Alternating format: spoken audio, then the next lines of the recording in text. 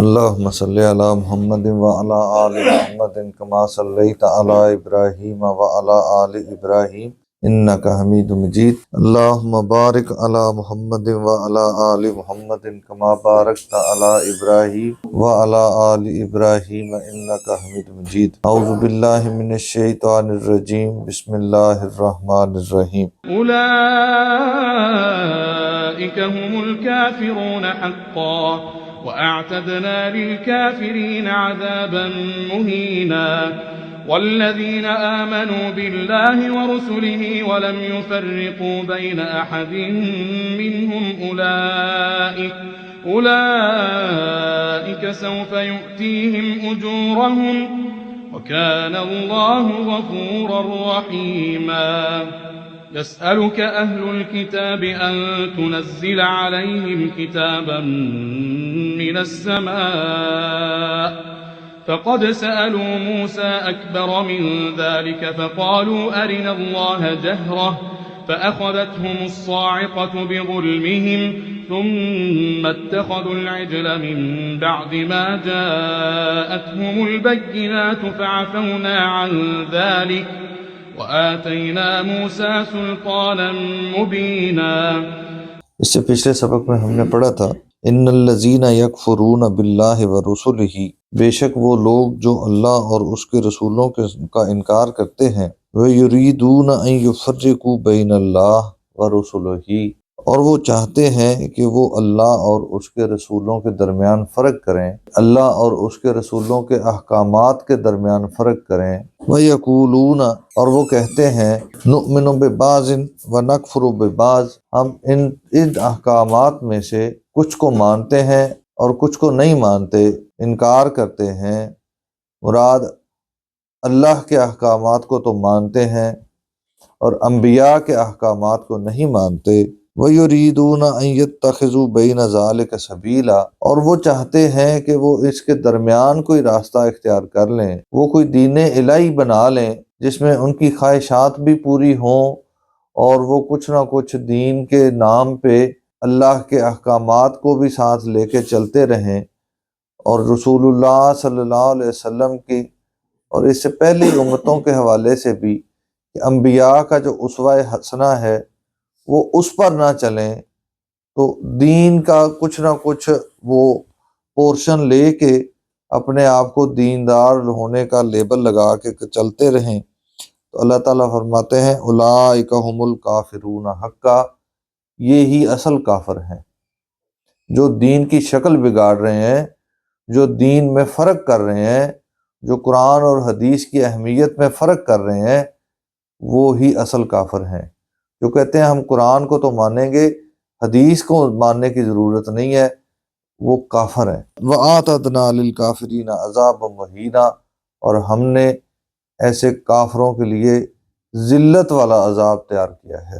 وَالَّذِينَ، اور وہ لوگ آمنوا باللہ جو ایمان لائے اللہ پر، وَرُسُلِهِ اور اس کے رسولوں پر، وَلَمْ يُفَرِّقُوا اور انہوں نے فرق نہیں کیا، بین احد منہم ان میں سے کسی ایک کے درمیان.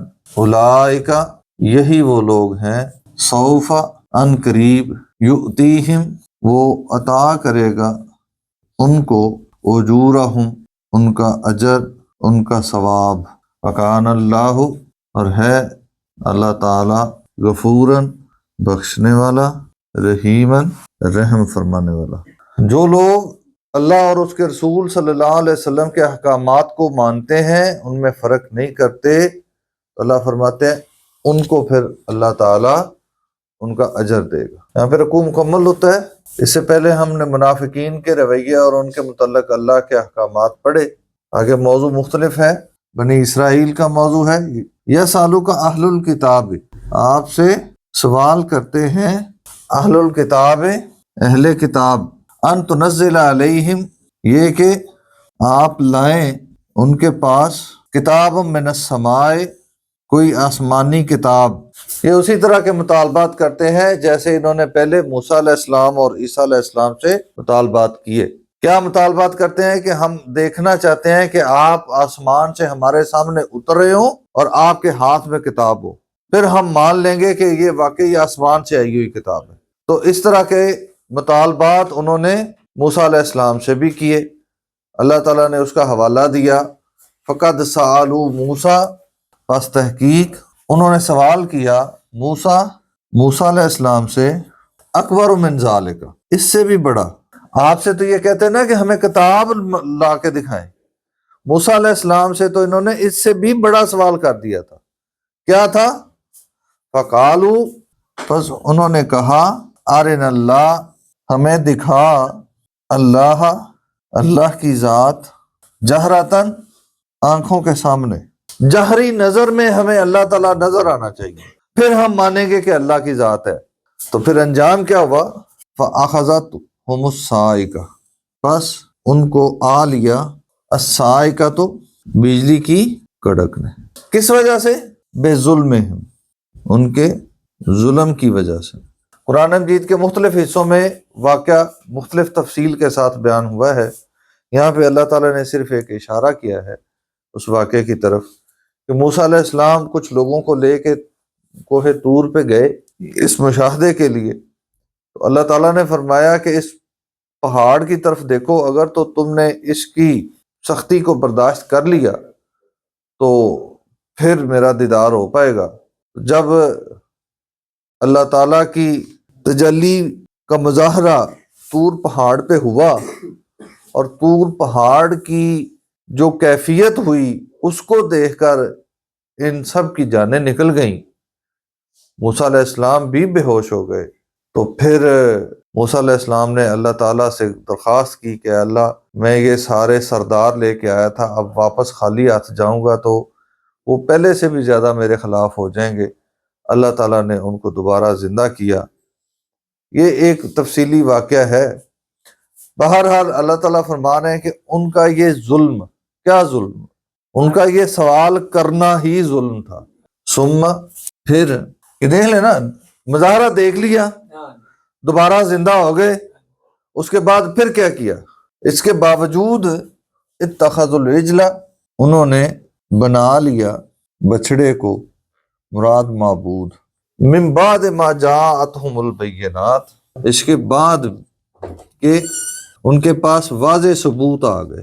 کتنے ثبوت آئے تھے؟ مرنے کے بعد دوبارہ زندہ کیا، من و سلوہ نازل ہوا، طور پہاڑ کی حالت کو دیکھ لیا، موسیٰ علیہ السلام تختیاں لے کے آئے، بادل سایہ کرتا ہے، کون کون سی نشانیاں تھیں۔ اس سب کے باوجود انہوں نے کیا کیا؟ بچڑے کو معبود بنا لیا۔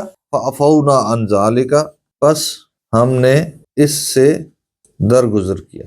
وآتینا، اور ہم نے عطا کی موسیٰ علیہ السلام کو سلطان مبینہ، واضح دلیل یا واضح معجزہ۔ جس نے ماننا ہے وہ ایک دلیل دیکھ کر مان لیتا ہے، اور جس نے نہیں ماننا، جس کے دل پہ کوڑ ہے، وہ ساری چیزیں اپنے سامنے دیکھنے کے باوجود نہیں مانتا۔ اللہ تعالیٰ سمجھنے اور عمل کرنے کی توفیق عطا فرمائے۔